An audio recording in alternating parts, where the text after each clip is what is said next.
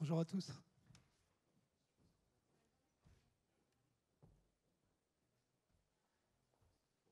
On attaque dans 1 minute. On peut faire un petit tour de table en attendant.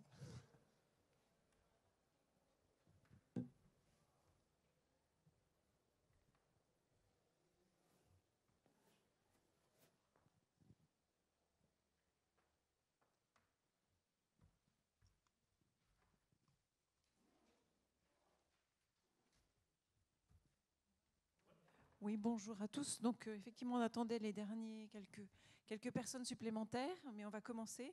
Donc là, nous accueillons donc l'entreprise Marcantive et HubSpot, et PrestaShop d'ailleurs, et ensemble, ils vont nous parler de la façon dont ils ont généré 1 million de chiffres d'affaires additionnels en révolutionnant l'expérience client.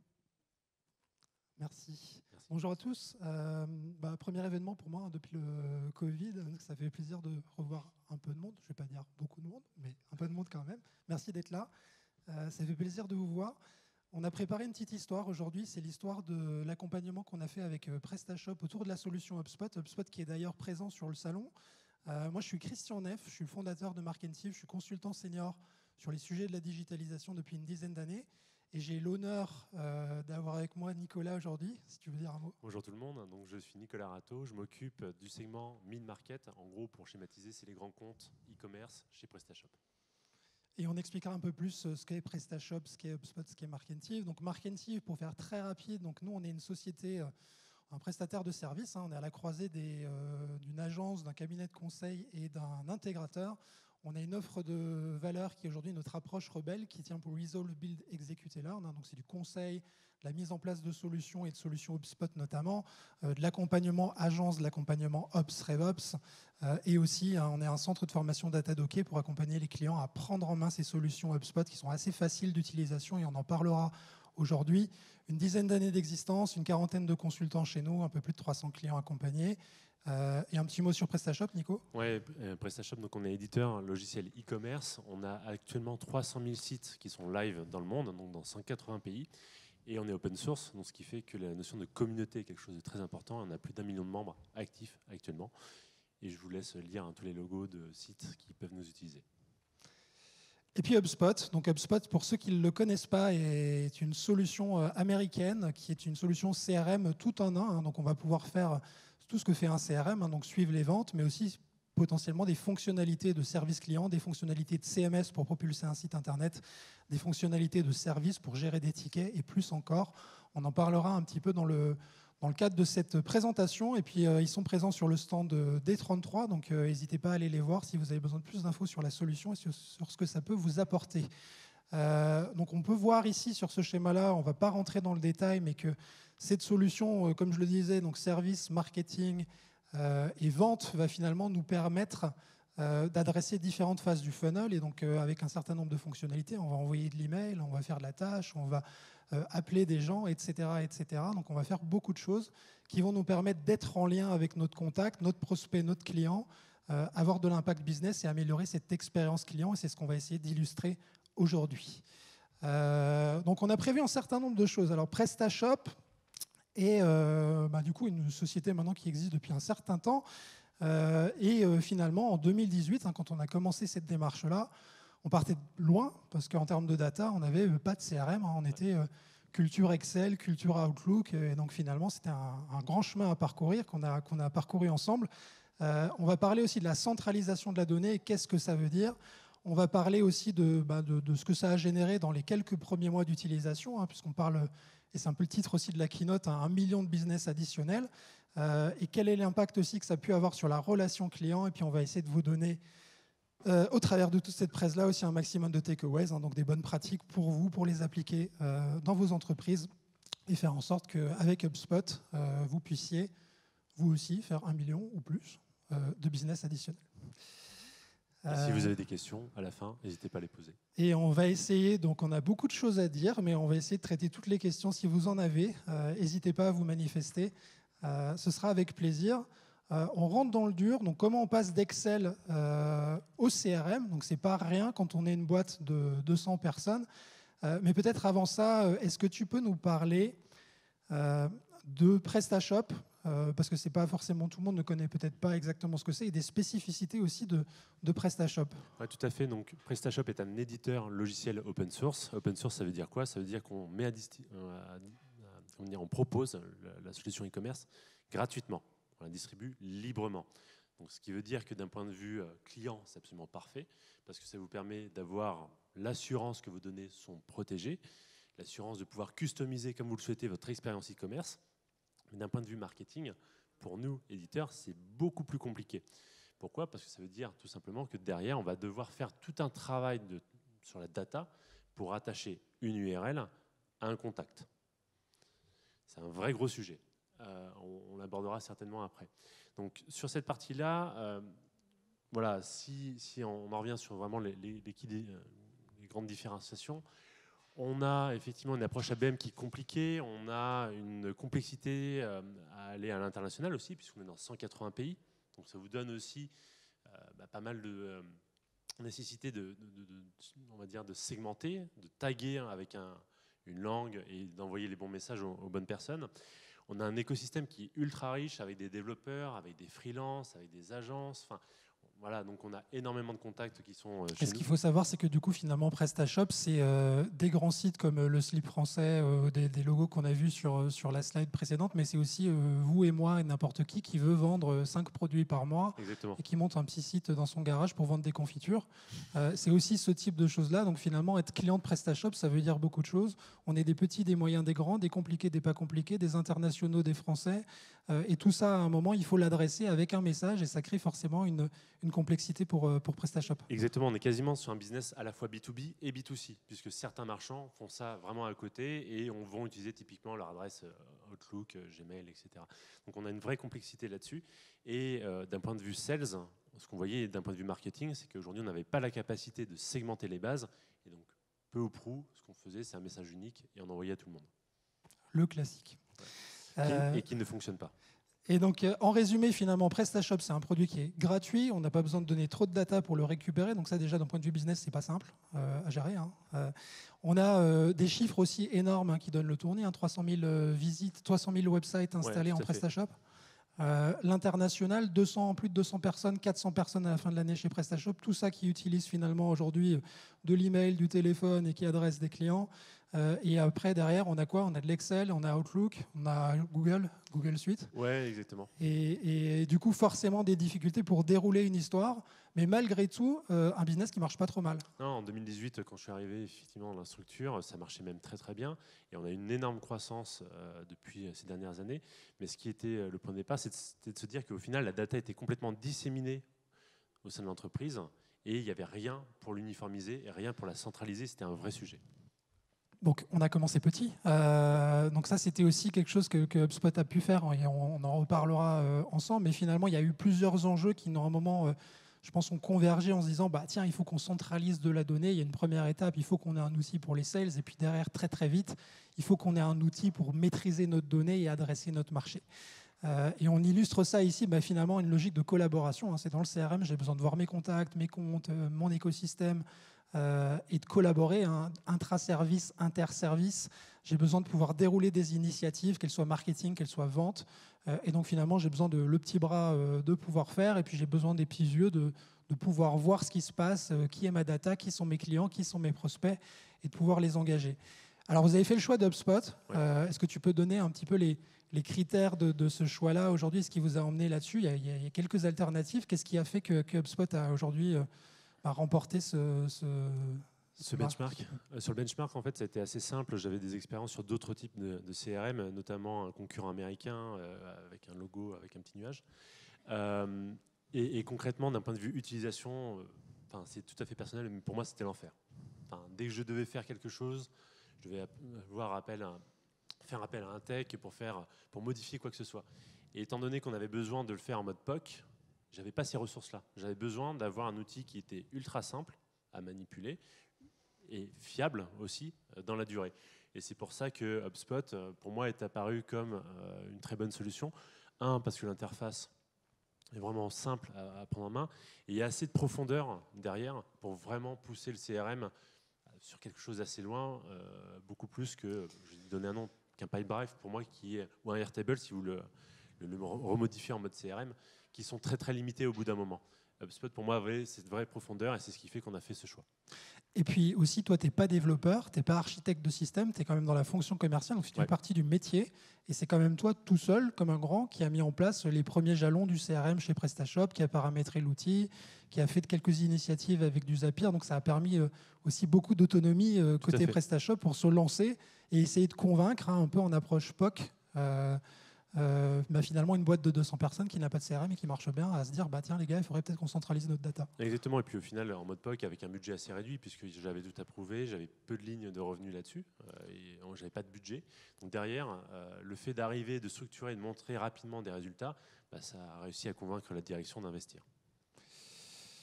Et puis derrière, très vite, sont arrivés un nouveau type de sujet. Donc il y avait finalement un premier bénéfice immédiat qui était de pouvoir, j'ai envie de dire, déjà avoir une data client one-to-one, de se dire j'ai mes contacts, je les suis, je leur envoie des emails, je les appelle, mais tiens, je vois aussi que mon équipe les a appelés. Donc cette logique de collaboration, de qui est un prospect, qui est un client, quel est le dernier touchpoint, ne serait-ce que d'avoir une timeline finalement. Et puis à côté de ça aussi, des outils que vous avez utilisé assez vite, parce qu'il y a la partie data CRM de n'importe quel CRM, mais il y a ces fonctionnalités aussi HubSpot qui ont permis aussi de booster un peu l'usage et j'ai envie de dire l'intérêt du produit. Donc les fameux emails, les meeting links, je ne sais pas si tu veux en parler un peu. Tout à fait. Déjà, le point de départ, c'était de se dire, OK, j'ai un peu de turnover au sein de l'équipe. Du coup, la personne part, elle part avec son intelligence. Donc déjà, on avait besoin de centraliser. Tout ça, on avait besoin de traquer les mails, savoir ce qui se passait. Donc pour le coup, là c'est assez simple avec le plugin Gmail, ça remonte dans le CRM. Et derrière, avec les notions de pipe, qui était quelque chose qui n'était absolument pas connu à l'époque, on a réussi à rationaliser un peu l'approche. Sur toute la partie campagne mail, pour le coup, on a utilisé les séquences pour faire à la fois de la prospection, mais aussi pour pouvoir faire du suivi.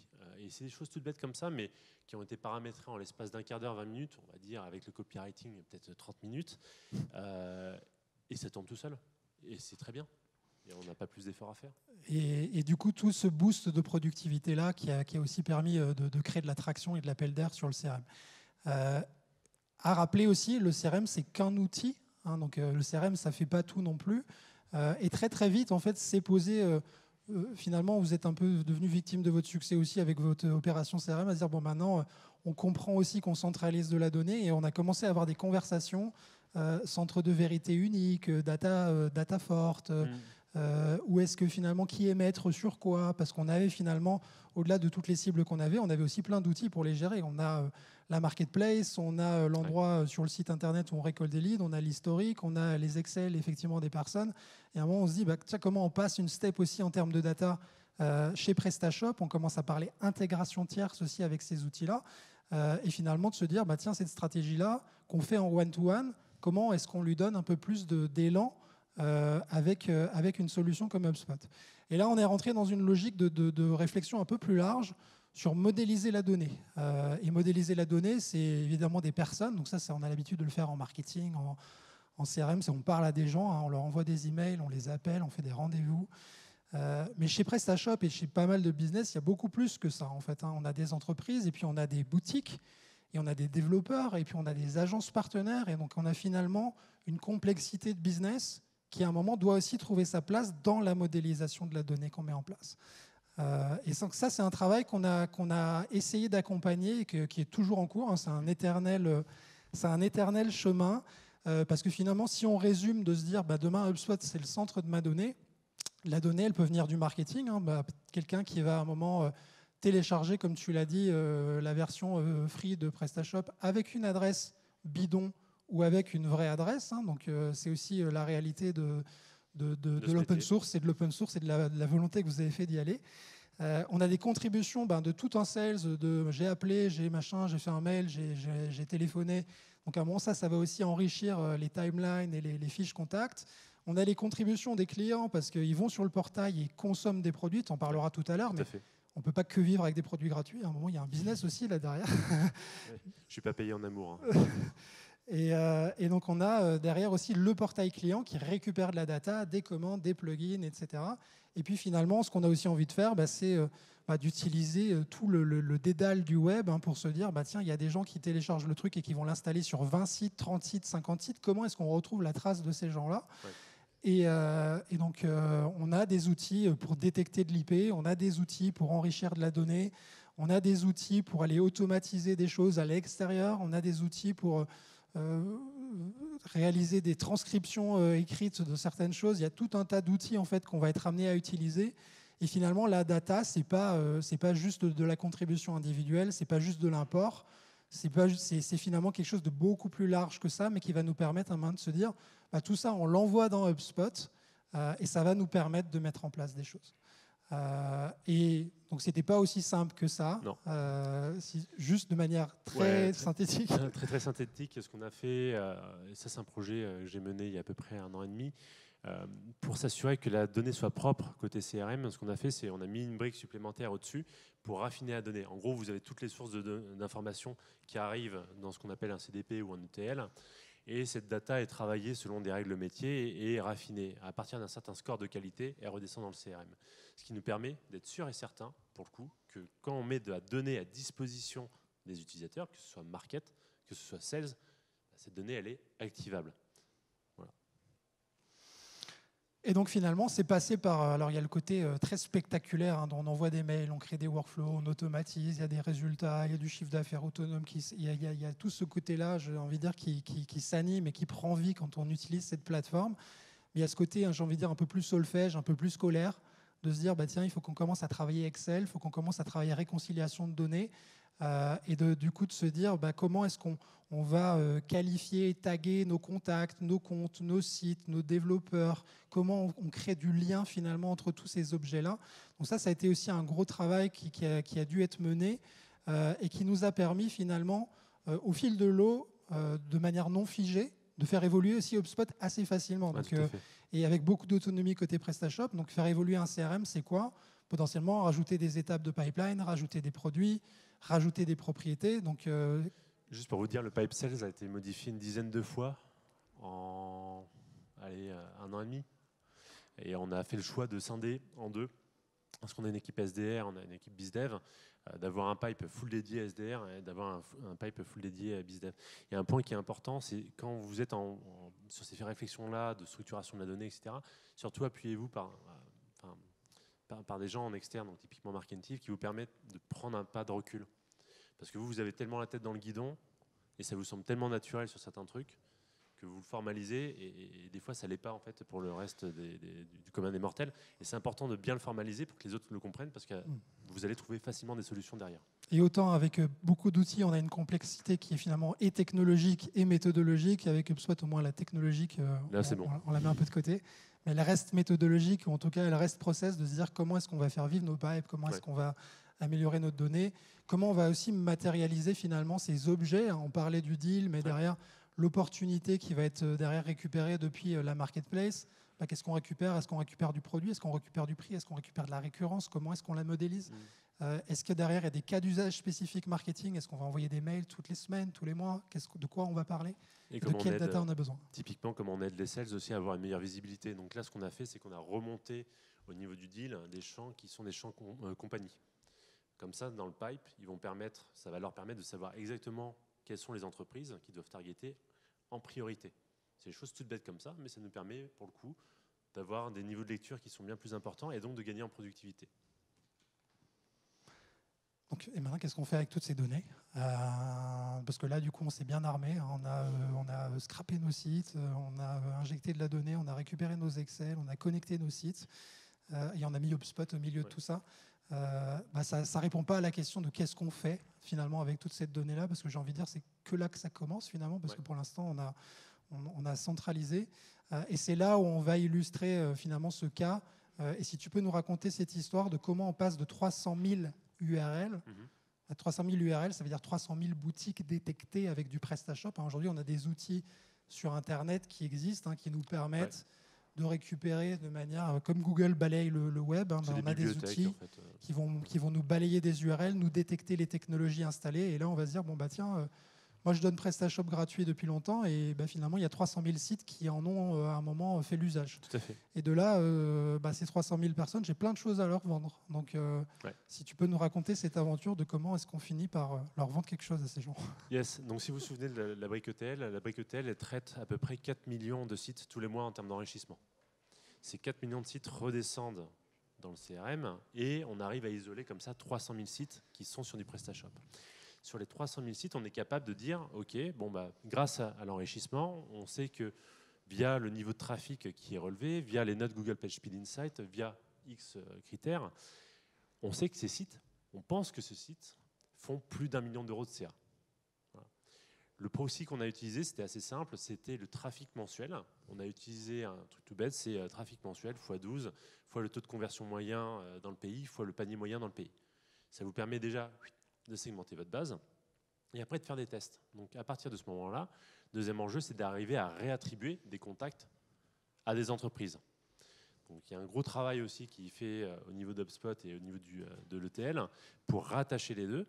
Est-ce que l'entreprise est associée, pas associée? Si ce n'est pas associé, à ce moment-là, on le refaire basculer dans des boucles d'enrichissement pour essayer de retravailler tout ça.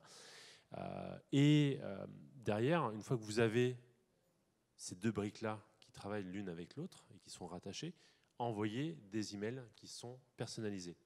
De type, bonjour Nicolas, en allant sur votre site, bracket, compagnie name ou compagnie URL, j'ai remarqué que patati patata, d'après les infos que j'ai collectées, parce que c'est toujours important de dire où est-ce que vous les avez collectées, sinon ça fait un peu spammy, sur, imaginons, SimilarWeb, vous avez un trafic mensuel de ça, donc on suppose si, on aimerait énormément blablabla, parlons-en.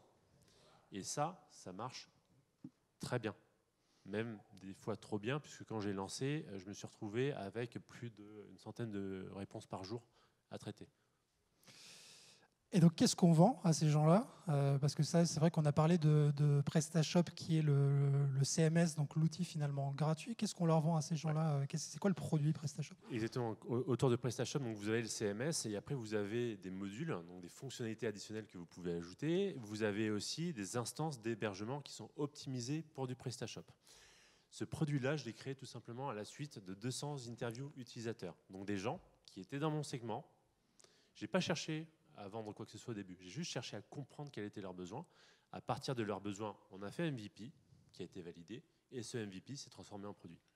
Et du coup, aujourd'hui, on embarque plus d'une soixantaine de marchands qui font plus d'1 million d'euros de CA en ligne sur PrestaShop Platform, qui est vraiment, on va dire, le best-in-class plateforme pour du PrestaShop. De la même manière qu'on a du WordPress hébergé, c'est le même type de produit en fait finalement. Et on va retrouver aussi à côté de ça tout un écosystème de plugins, soit créé par des agences partenaires, soit aussi créé par PrestaShop pour gérer du paiement, gérer de la relance de panier, etc., etc. Et sur lequel on imagine endless nombre de scénarios finalement qui vont vous permettre d'animer cette relation client. Exactement. À partir du moment où on a la data, on a réconcilié ça, le portail client, l'URL, etc., et qu'on a pu taguer aussi les contacts qui vont être concernés par ce projet-là. Et on n'envoie pas des mails stupides en disant voilà, voici les 10 nouveaux modules de paiement qu'on vous propose, alors que vous avez fait plus d'1 million d'euros de CA et que concrètement les modules de paiement vous en avez, ça tourne et que votre chiffre d'affaires il rentre tout seul, quoi. Très concrètement, HubSpot du coup nous permet d'actionner cette data. Hein, donc tu le disais, on envoie des mails personnalisés, semi-personnalisés. Hein, donc c'est bonjour blablabla, je veux faire blablabla. Donc là, et finalement, on va animer des propriétés de données dans des emails one-to-one. On va envoyer des liens de meeting. Donc HubSpot nous aide d'un point de vue one-to-one customer facing à activer cette donnée-là. Au quotidien, il le fait très bien. Hein. Aujourd'hui, c'est ce que vous utilisez. Ouais. Plein de fonctionnalités qui nous permettent encore une fois, de gagner en productivité. Hein. On envoie des mails, c'est le mail de Mathieu, hein, mais on envoie des mails qui nous permettent du coup d'envoyer de la vidéo. On va envoyer des liens pour booker directement dans les agendas type Calendly. On va avoir du coup tous ces outils qui nous permettent, et surtout c'est quand même important quand on parle à 300 000 personnes, d'avoir quelque chose qui va vite. Et donc ça, c'est aussi un outil qui a pu être aujourd'hui largement utilisé. Mais c'est aussi des fonctionnalités marketing. Et marketing, c'est vaste. Ce produit historique aussi d'HubSpot, hein, qui permet de gérer de la landing page, gérer de l'email, mais pas que. il y a tout un tas de fonctionnalités, de bots, des fonctionnalités d'automatisation. C'est celle dont on parle souvent, parce qu'on parle d'HubSpot comme étant aussi un outil de marketing automation. Et donc à partir du moment où on a centralisé la data dedans et qu'on voit ces inputs de data qui viennent de l'ETL, du portail client, etc., on voit aussi finalement les inputs des individus, le commercial qui a qualifié le contact, qui l'a appelé à tel moment. Donc tout ça, ça crée de la data timeline qui va nous permettre de nous dire, tiens, à quel moment le marketing prend le relais.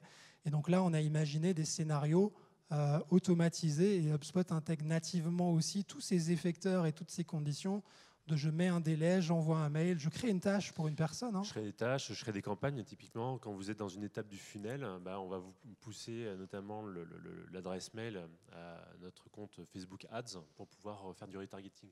C'est ce genre de choses-là qui vont nous permettre de faire de l'échelle. Sinon, on va toujours se limiter au final au temps humain disponible.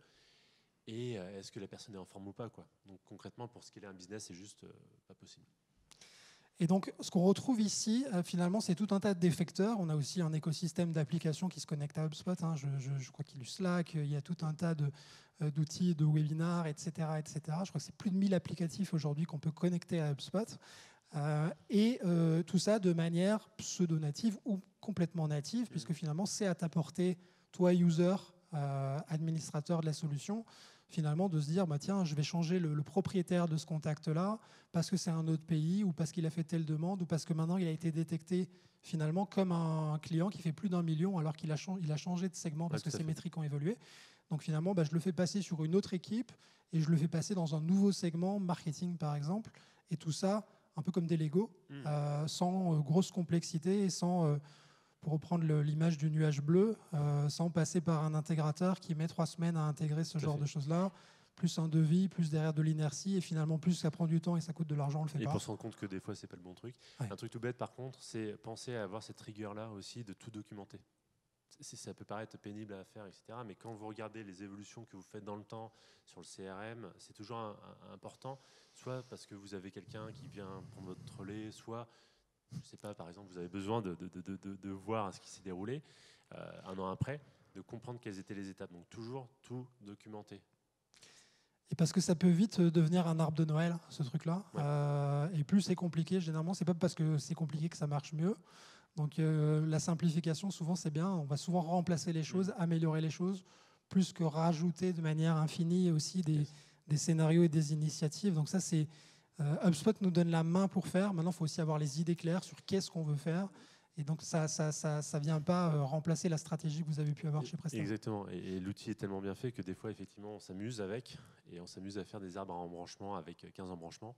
Donc, concrètement, le truc, c'est vraiment... Alors, c'est rigolo à faire. Hein, mais au bout d'un moment, vous allez avoir des problèmes. Et après, à trouver d'où vient le problème, c'est juste plus compliqué. Donc, prenez le temps vraiment de tout segmenter. Et puis surtout, faites des choses simples. Et ça marche très, très bien. Et donc ce que HubSpot a permis de mettre en place chez vous, c'est que on a commencé on est passé de rien au CRM. On a centralisé la donnée dans HubSpot. On a pu mettre en place des actions qui étaient personnalisées et à l'échelle, parce qu'on est quand même sur des volumes qui sont significatifs. Et il y a une culture, et ça t'en reparlera aussi sur la fin, de data-driven finalement qui est aussi né de ça. Tu as dit... on a fait notre segment des plus d'1 million et on a développé un produit pour ce segment-là, ce qui n'est pas rien non plus. Ouais, tout à fait. Donc c'est là aussi où finalement HubSpot très très vite a eu un impact business très fort chez PrestaShop et finalement encore une fois voir pour pouvoir agir. Et donc cette logique-là, elle est vraiment au cœur non seulement de la philo d'HubSpot, mais aussi de ce que vous avez pu mettre en place chez Presta. Sur ce segment-là, vraiment, ce qu'il faut se dire, c'est qu'en 18 mois, on est parti on ne sait absolument rien. Vraiment, on a un paquet d'URL, on ne s'est pas du tout segmenté. On les a segmentés, on a lancé un produit, il y a un product market fit, et on génère, en l'espace d'un peu moins de 15 mois, 1 million d'euros de CA cumulé. Donc c'est des étapes qui sont consécutives. Mais... T'as spoilé là. Ouais, désolé. Mais effectivement, pour vous donner un peu les métriques, tout à l'heure, quand on vous parlait du côté cross-objet, d'avoir des compagnies et des contacts qui sont liés, pourquoi c'est important? Parce que ça permet d'avoir des emails plus pertinents. Et nous, on a 86% de taux d'ouverture sur nos campagnes outbound. sur de la réponse, on est entre 30 et 40% sur notre bande. On a généré donc du coup 900 rendez-vous en 12 mois. On a, en gros, le tout premier mail que j'ai écrit, ça a généré 10 cas de revenus. Et effectivement, en 15 mois, on a généré 1 million de CA additionnels. Donc c'est des trucs tout bêtes comme ça, mais quand vous y prenez, quand vous ne savez pas, typiquement, prenez la donnée, poncez-la, interviewez vos utilisateurs pour comprendre en fait quel est le besoin. À partir de ce besoin-là, s'il y a des pains qui sont récurrents, vous créez votre MVP et après vous itérez. Et c'est par cette itération-là et par le fait que vous ne passez pas du temps avec un consultant externe à paramétrer un truc qui normalement est censé vous aider mais qui est plutôt un boulet, que vous pouvez vous focaliser sur le business et générer du chiffre d'affaires. Et c'est exactement ce qu'on a fait. Et je pense que c'est aussi la libération finalement quelque part que HubSpot permet, c'est de se dire avant, on ne réfléchit pas trop parce que de toute façon on ne pourra pas le faire. Là maintenant on peut tout faire, donc ça nous réoblige à réfléchir de manière finalement assez libérée sur comment est-ce qu'on exploite cette donnée et comment est-ce qu'on avance. Et donc finalement 1 million de CA additionnels, vous étiez déjà assis dessus quelque part, hein. Enfin, toute cette data elle est là. Il suffisait de se baisser finalement et d'envoyer le mail. Enfin, j'exagère peut-être un peu. Un petit peu quand même. il fallait quand même bosser, mais en tout cas, je veux dire, d'un point de vue data, d'un point de vue business, très très vite, ça a permis de leverager avec peu de moyens quelque part aussi. Finalement, tout ce potentiel de la marque, ce potentiel de la data, et HubSpot a joué un rôle finalement hyper clé là-dedans. On va ouvrir un peu, donc on a parlé business, on est un salon qui s'appelle Stratégie Client, on va parler d'expérience client aussi un peu. Et donc finalement, on a eu de l'impact business, on a centralisé la data, on a changé aussi le quotidien des users, marketing, commercial.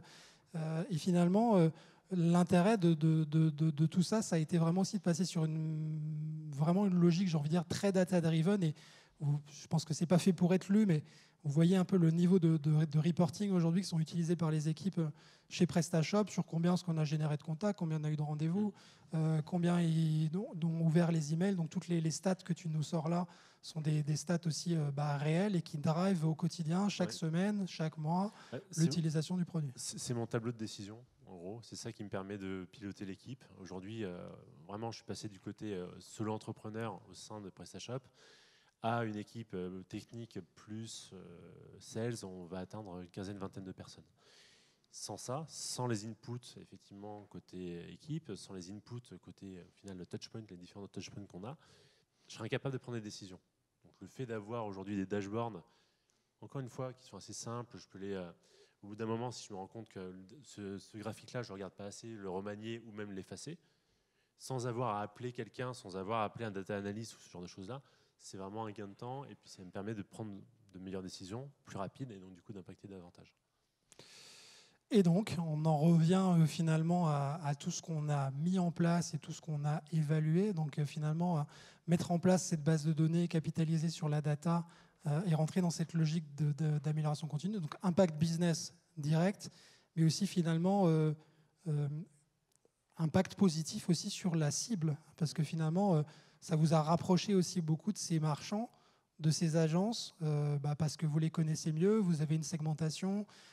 Vous êtes aussi capable de dire, tiens, lui, il s'occupe des VIP, ce que vous faisiez peut-être moins avant, ou de manière plutôt informelle, ou de manière un peu artisanale. Aujourd'hui, c'est quand même très data-driven, toute cette partie-là, de comment est-ce qu'on parle à nos clients, comment est-ce qu'on les segmente, comment est-ce qu'on les adresse, et puis on leur envoie, tu parlais d'un mail tout à l'heure, avec un certain nombre de jetons et de personnalisation. Donc c'est toute une expérience client aujourd'hui qui a été sublimée un peu par finalement tout ce que vous faites au quotidien avec HubSpot. Et il y a une vraie complexité aussi en interne, puisqu'aujourd'hui on est 200 salariés au sein de la structure, on va passer à 400 salariés à la fin de l'année. Bon, d'ailleurs, si vous cherchez un poste de marketing manager, je recrute. Mais pour vous dire qu'il y a à la fois cette notion de mieux servir le client en externe, mais aussi mieux se servir en interne pour que ce soit plus clair. Pour éviter d'avoir 36 000 campagnes qui partent aux mêmes personnes, avec un tone of voice qui est différent, avec des visuels qui n'ont absolument rien à voir, avec 15 personnes qui recontactent la même personne pour le même sujet. Enfin, ça nous a permis de rationaliser davantage notre effort et donc, au final, d'améliorer le branding de PrestaShop parce qu'on parle mieux, tout simplement, à la fois en interne et en externe. Et d'avoir une vision unifiée du client, parce que finalement, on est dans un outil technologiquement parlant. Ce n'est pas un outil marketing qui est adossé à un outil CRM, qui est adossé à un outil de service, qui est adossé à une autre plateforme. Chacun, à un moment, collabore sur le même record, donc sur le même enregistrement CRM, pour envoyer du mail, faire de l'appel. Et donc forcément, ça crée de la transversalité, ça crée de la collaboration. Et en tant que manager, la meilleure réponse, c'est va voir HubSpot. Voilà. Tu as une question, tu vas dans HubSpot. Si tu as une question sur un client, sur une compagnie, tu vas voir dans HubSpot. Petite pépite aussi de ce que vous faites chez PrestaShop. Vous bossez avec Aircall, ouais. Partenaire Aircall, ils sont là sur le salon aussi. Hein. Donc allez les voir. Vous utilisez Mojo, et ça a été un truc aussi assez important pour vous pour scalabiliser un moment le feedback, l'apprentissage et nourrir les équipes produits. Tu peux nous raconter cette histoire-là ? Ouais. Ça part d'un constat assez simple, c'est les équipes de SDR passent quasiment toute leur semaine à essayer de joindre ou avoir des entretiens qualifiés avec des marchands. À ce temps-là, au final, on va lancer dans le CRM. Nous, on a fait le choix d'avoir des champs custom et qui vont renseigner. Bon, bref, c'est bien, mais globalement, si on va passer 20 minutes, une demi-heure pour récupérer 10 champs custom, enfin les compléter, on va oublier une partie de l'information. Et cette information, elle peut être très intéressante pour le produit.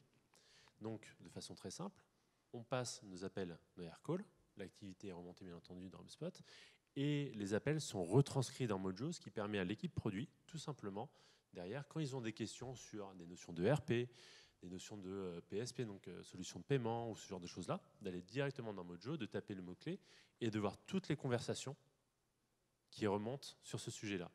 Et donc, au lieu d'avoir votre équipe produit qui vous casse les pieds à avoir vos prospects, à avoir vos clients parce qu'ils ont une question sur le ERP et qu'ils ne comprennent pas vraiment, non. Réponse magique, c'est pas va voir HubSpot, là c'est va voir Mojo. Et du coup, ils ont juste à taper, ils se débrouillent. Et ils sont autonomes.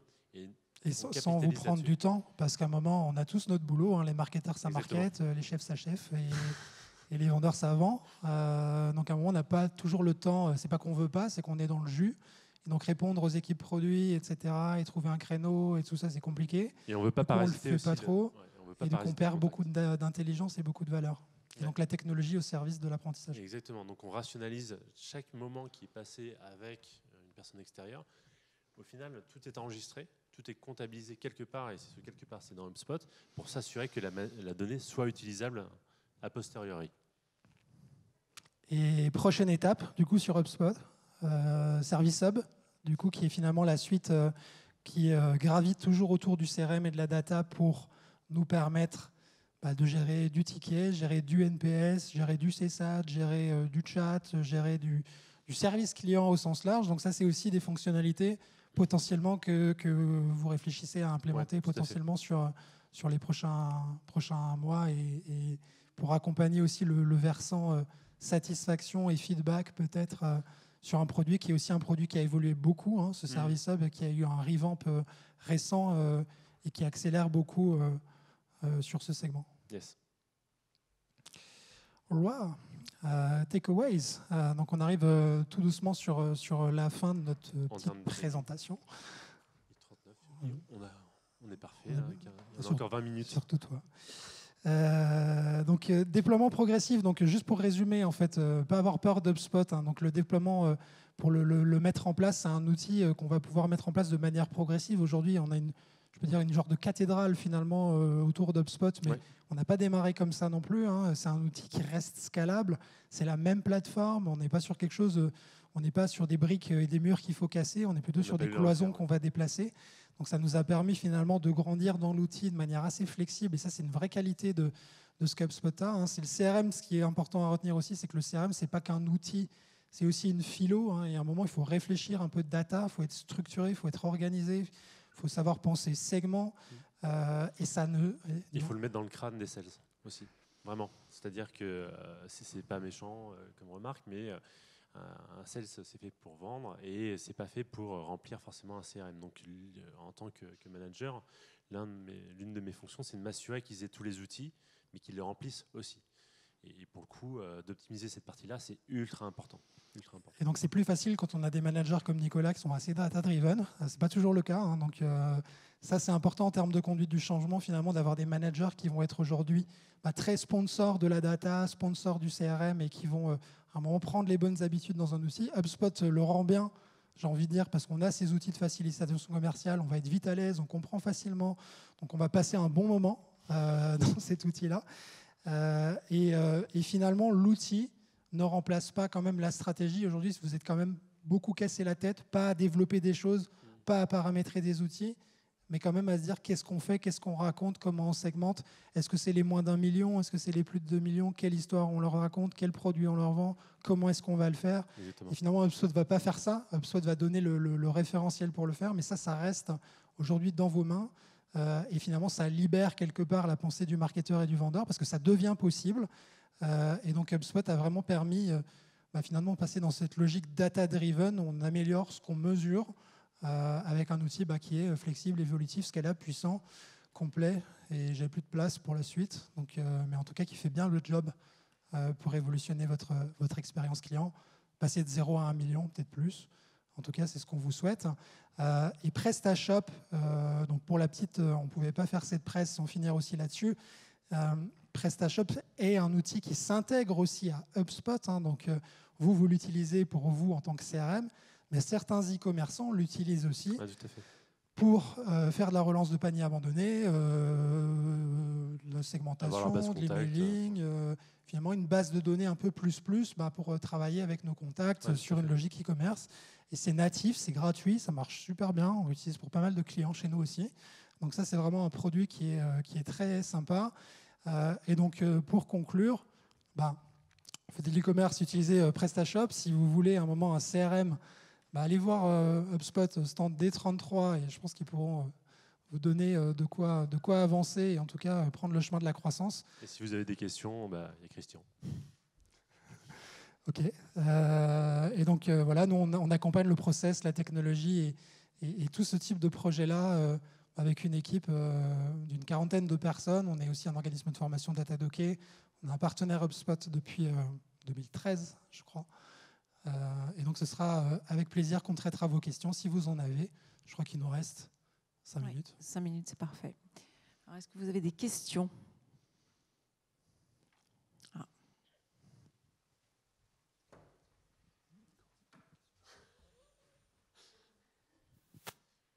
Merci. Déjà, bravo.